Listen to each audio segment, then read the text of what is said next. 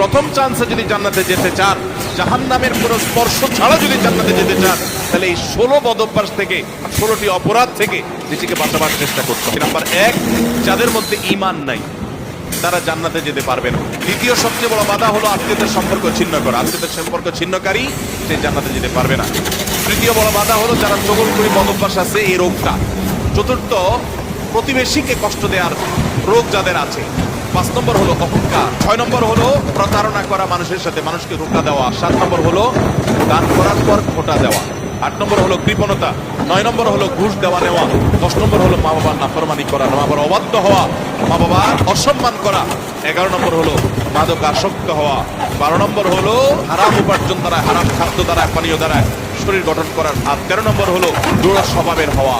14 নম্বর হলো গণক হওয়া। 15 নম্বর হলো ব্ল্যাক ম্যাজিক করা, ব্ল্যাক ম্যাজিশিয়ান। আর 16 নম্বর হলো সিল্কের